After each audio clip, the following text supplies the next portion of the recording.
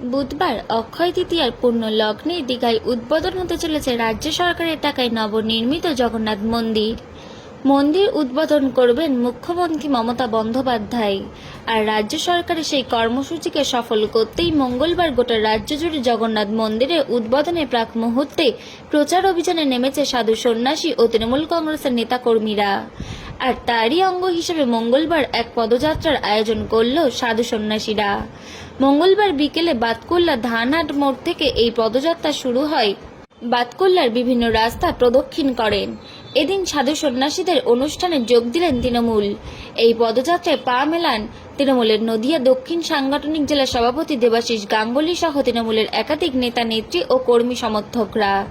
নদিয়া থেকে প্রভাত নন্দীর report, HR news 24।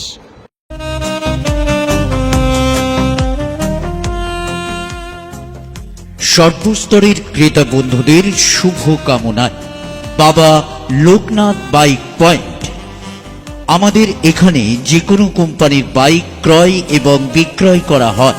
অবশ্যই মনে রাখবেন ফাইন্যান্সের সুব্যবস্থা আছে। প্রোপাইটার দিবাকর দেবনাথ ওরফে বাপি। Mobile number 9002195367। আমাদের ঠিকানা 12 নম্বর জাতীয় সড়ক, শান্তিপুর বাইপাস, পাওয়ার হাউসের নিকট, শান্তিপুর, নদিয়া।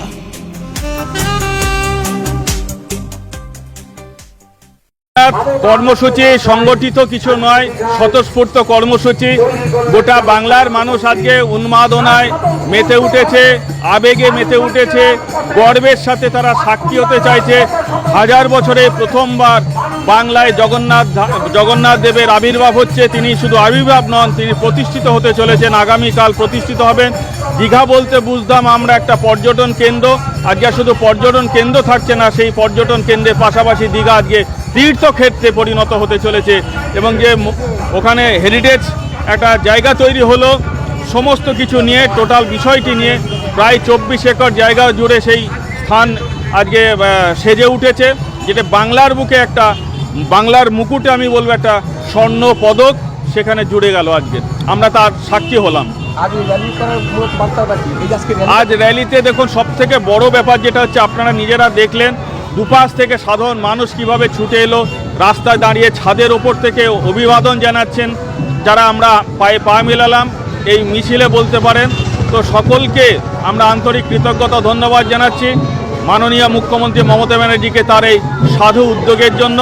আজকে কত সাধু সন্ত বৈষ্ণব গোসাই তারা স্বতঃস্ফূর্তভাবে খোল করতাল নিয়ে আজকে আমাদের সাথে পায়ে পা মেলালেন। বলতে পারেন আমরা তাদের সাথে পা মেলালাম, তাদেরই এটা কর্মসূচি, আমরা সামিল হয়েছি মাত্র। তো এটা আমাদের একটা বিরাট গর্বের বিষয়। আজকে আমাদের জীবনের একটা ধন্য হবে যে আমরা গর্বের মুহূর্তে সাক্ষী হতে পারলাম। দাদা, আজকে মূলত কি কর্মসূচি ছিল? আপনারা জানেন যে আগামীকাল দীঘায় আপনারা জানেন যে মন্দির উদ্বোধন হচ্ছে, জগন্নাথ মন্দির।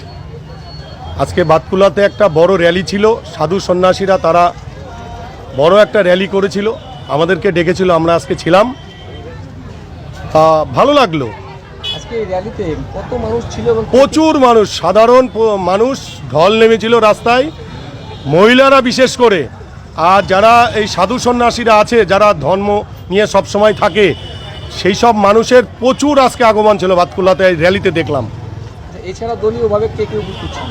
আমাদের এইখানে জেলা নেতৃত্বরা ছিল, দেবাশিস গাঙ্গুলি ছিল, আমাদের দীপকবাবু ছিল, পঞ্চায়েত সমিতির সভাপতি ছিল, প্রধান, এবং এলাকার প্রচুর মেম্বার, সাধারণ মানুষ, প্রচুর মানুষ আজকে এখানে ছিল। আপনি কি বার্তা দিচ্ছেন কালকে তো মন্দির উদ্বোধন? দেখুন, আগামীকাল যে মন্দির উদ্বোধন হবে, এই যে মানুষ স্বতঃস্ফূর্তভাবে বাতকুলায় যে র্যালিতে, আপনারা তো বুঝতে পারছেন যে কেন আজকে আবেগে মানুষ, সমস্ত মানুষ আজকে বেরিয়ে পড়েছে। হ্যাঁ, আমাদের কাছে ভীষণ ভালো লাগছে। মন্দির উদ্বোধন হবে, আমরা দীঘাতে আমরাও যাব, হ্যাঁ, দীঘায় স্নান করব, দীঘাতে ঘুরতে যাব এবং মন্দিরে দর্শন করতে যাব। এটা আমাদের কাছে বিরাট ভালো লাগবে। এই যে যারা যেতে পারলেন না, আগামী দিন তাদের জন্য কোনো রকম ব্যবস্থা বা মন্দিরে? দেখুন, আপনারা জানেন বিরোধীরা 4 দিনের জন্য ট্রেন বন্ধ করে দিয়েছে, তাতেও কিন্তু বন্ধ করতে পারবে না। সাধারণ মানুষ তারা কিন্তু বাস বাই কার বিভিন্ন ধরনের গাড়ি নিয়ে তারা কিন্তু মন্দিরে পৌঁছে যাবে। যারা আপনার মন্দির উদ্বোধনের জন্য যারা অপেক্ষায় বসে আছে, হ্যাঁ, তাদেরকে ঠেকানো যাবে না। যারা যেতে পারেনি তাদের জন্য কালকে কোনো ব্যবস্থা থাকছে? অবশ্যই আমাদের জাই স্ক্রিন করা হবে সমস্ত মোড়ে মোড়ে, হ্যাঁ, প্রত্যেকটা মোড়ে মোড়ে এলইডি স্ক্রিন থাকবে, সেখানে মানুষ দেখতে পারবে যে মন্দির উদ্বোধন কিভাবে হচ্ছে, দেখতে পাবে সাধারণ মানুষ।